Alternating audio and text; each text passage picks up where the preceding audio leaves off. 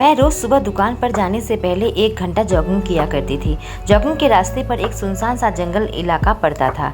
एक दिन जब मैं जॉगिंग कर रही थी तो उस जंगल इलाके में मुझे एक कार नजर आई। आमतौर पर यह इलाका बिल्कुल खाली रहता था। मेरी उत्सुकता बढ़ी और मैं कार के पास जाकर उसके अंदर देखने लगी। अंदर का नज़ारा देखकर मेरी रूह कांप उठी। एक छोटे से शहर में ऐसा मंजर कैसे? मेरा नाम है टीना। मैं एक छोटे से शहर में रहती हूँ। मेरी उम्र 22 साल है और मैं एक कपड़ों का दुकान चलाती हूँ। मेरा बड़ा भाई विक्रम इस शहर में एक पुलिस वाला है। उसकी उम्र 28 साल है। मेरे पिता की मौत बहुत पहले हुई थी, जब मैं 9 साल की थी, और मेरी माँ दोनों बच्चों को पालने के लिए एक कपड़े का दुकान खोला था। 1 साल पहले माँ बीमार रहने लगी, तब मैंने दुकान की बागडोर संभाली। पहले भी मैं माँ के साथ दुकान में लगी रहती थी, इसलिए उसका कामकाज मैं जल्दी ही सीख गई। हमारा शहर बिल्कुल शांत है और लोग बहुत ही मिलनसार है। करीब 1 साल पहले हमारे मोहल्ले में एक नया परिवार रहने के लिए आया। उसके परिवार में 4 लोग थे, बुजुर्ग माँ बाप और उनकी 2 संतानें। उनका लड़का अजय 25 साल का था और बेटी मीना 23 साल की थी। शुरू में हमें वह परिवार बहुत ही अजीब सा लगा था, क्योंकि मैंने किसी से भी शहर में या मोहल्ले में उन लोगों को बात करते हुए नहीं देखा। वो कहाँ से आए हैं, किस लिए इतने छोटे शहर में आकर बस गए, किसी को भी कुछ मालूम नहीं था। एक दिन उसकी बेटी मीना घर से भाग गई या फिर गायब हो गई, किसी को पता नहीं। परिवार वालों ने पुलिस को खबर दी। मेरा भाई खुद इसकी इन्वेस्टिगेशन कर रहा था, पर उन लोगों ने अपने बारे में कुछ भी नहीं बताया पुलिस को कि कहां से आए हैं और क्यों आए हैं। पुलिस को इस बात की बहुत ही हैरानी हुई। बस इतना ही कहा कि मीना शायद अपने बॉयफ्रेंड के साथ भाग गई और वह बालिग है, तो हम आप कुछ भी नहीं कर सकते, कुछ ही दिनों में वापस आ जाएगी। एक दिन अजय हमारी दुकान पर कुछ कपड़े खरीदने आया। मैंने मीना के बारे में पूछा। उसने कहा, मीना का एक बॉयफ्रेंड है, शायद उसी के साथ भागकर शादी कर ली होगी, क्योंकि मेरे माता पिता शादी के खिलाफ थे। बात थोड़ा ठंडा होते ही शायद वह आ जाएगी। मुझे अजय का बर्ताव कुछ अजीब सा लगा। बहन गायब हो गई है और इन लोगों ने पता तक नहीं लगाया, बस अंदाजा लगा रहे हैं। जल्दी से उसने अपना कपड़ा खरीदा और पैसे देकर चला गया। शहर में उन लोगों के बारे में बातें होने लगी थी। लोग यही कहते थे, कैसा अजीब परिवार है, किसी से बातचीत नहीं करते। बेटी गायब हो गई और कोई चिंता भी नहीं इन लोगों को। एक दिन शहर में गणेश चतुर्थी का आयोजन किया गया था। बहुत भीड़ लगी थी लोगों की। तभी वहां अजय आया। उसके हाथ में कुछ पट्टी सी बंधी हुई थी। मैं उसके पास जाकर पूछा, अजय क्या हुआ? उसने कहा, कुछ नहीं, बाइक से गिर गया था। इससे पहले कि मैं और कुछ पूछती, वो वहाँ से चला गया। घर जाकर मैंने अपने भाई से कहा, मीना का कुछ पता लगा? भाई कहा, इन्होंने अपनी रिपोर्ट वापस ले ली है। मैंने पूछा, रिपोर्ट वापस क्यों ले लिया? उसने कहा, इन लोगों ने कहा कि वह अपने मर्जी से अपने बॉयफ्रेंड के साथ भागी है और शादी कर ली होगी और वो अपनी बदनामी नहीं चाहते। मैंने कहा, ये लोग बात ही किसके साथ करते हैं जो बदनामी होगी?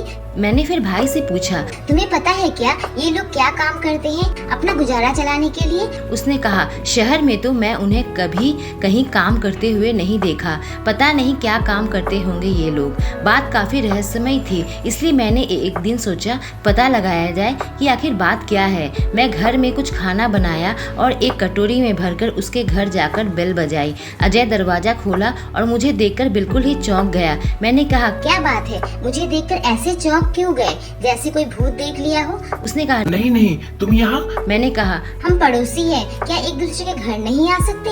मैंने आज एक स्पेशल पकवान बनाई है, बस उसे देने आई थी। दरवाजा के सामने जब मैं अंदर झांकी तो कमरे में बिल्कुल ही अंधेरा था। घर के अंदर इतना अंधेरा क्यों है? मैंने कहा, सब ठीक है ना? उसने कहा, सब ठीक है, क्या हुआ? घर के अंदर इतना अंधेरा कर रखा है? उसने कहा, हाँ, घर में कुछ इलेक्ट्रिक का काम चल रहा है। पर मैंने वहाँ काम करने वाले किसी भी शख्स को नहीं देखा। उसने मेरे हाथ से खाने का कटोरी ले लिया और मुझे कहा, थैंक यू। उसके बाद मेरे सामने दरवाजा बंद कर दिया। मेरा भाई घर आने के बाद मैंने उसे सारी बात बताई। मेरा भाई ने कहा, अगर तुम्हें कुछ अजीब सा लग रहा है वह घर, तो तुम दूर ही रहो। घर की बेटी गायब हुई है, ना जाने कैसे होंगे ये लोग।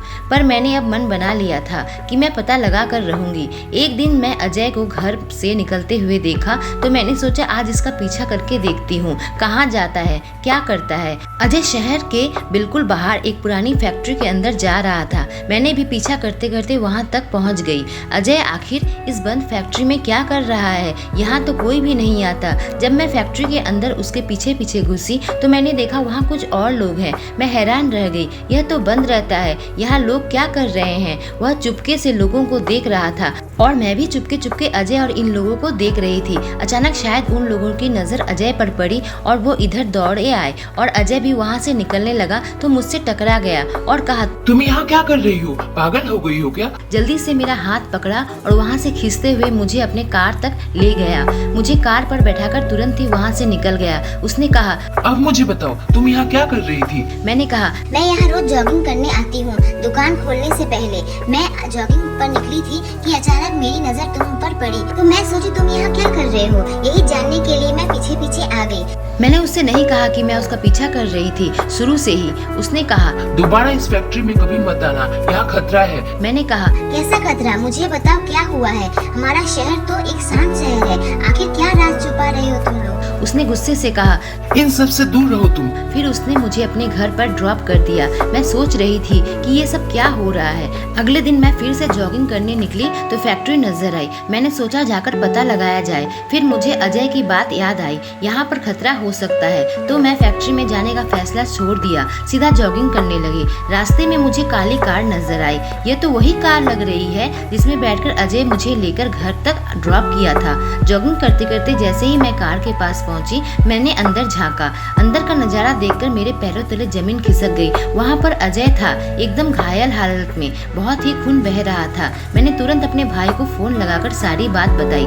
मेरा भाई जल्दी ही वहाँ पहुँच गया और अजय को लेकर अस्पताल पहुँचा। अजय की जान खतरे में थी, लेकिन डॉक्टर के इलाज से धीरे धीरे उसकी हालत सुधर गई। जब वह इस हालत में आया कि कुछ बोल सके तो मैं उसके पास गई और कहा, क्या बात है अजय, मुझे अब सारी बात तुम्हें बतानी ही होगी। मैंने ही तुम्हें घायल हालत में देखा था और यहाँ पर तुम्हें ले आई। तभी वहाँ एक औरत अंदर आई। उसे देखते ही मैंने पहचान लिया, मीना। मीना ने अपने भाई की तरफ देखकर कहा, तुम ठीक हो ना? वे लोग अरेस्ट कर लिए गए हैं, मैंने सब संभाल लिया है। मैं एक बार मीना और एक बार अजय की तरफ देख रही थी। मेरे समझ में कुछ भी नहीं आ रहा था। अजय ने कहा, हम सीबीआई से हैं। इस शहर में बहुत दिनों से ड्रग की स्मगलिंग चल रही थी। हमें पता नहीं था कि कौन कर रहा है और किस एरिया में हो रहा है। जब मीना गायब हुई तो हमें लगा वो किडनैप हो गई है, लेकिन बाद में मीना ने हमसे कांटेक्ट किया, इसलिए हमने पुलिस कंप्लेंट वापस ले ली। मीना अंडरकवर थी और उन लोगों के बारे में पता लगा लिया।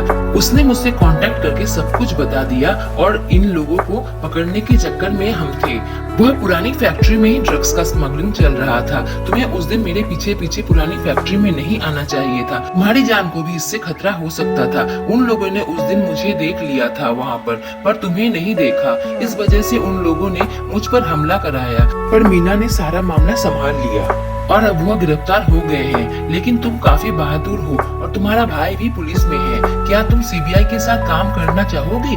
उसके लिए तुम्हें ट्रेनिंग लेनी पड़ेगी। मुझे रहस्यों का समाधान करना हमेशा ही अच्छा लगता है और अब सीबीआई बनने का ऑफर मुझे बहुत ही अच्छा लग रहा था। मैंने उससे हाँ कह दिया। अब इस तरह के नए नए सफर में शायद मेरी जिंदगी बीतेगी।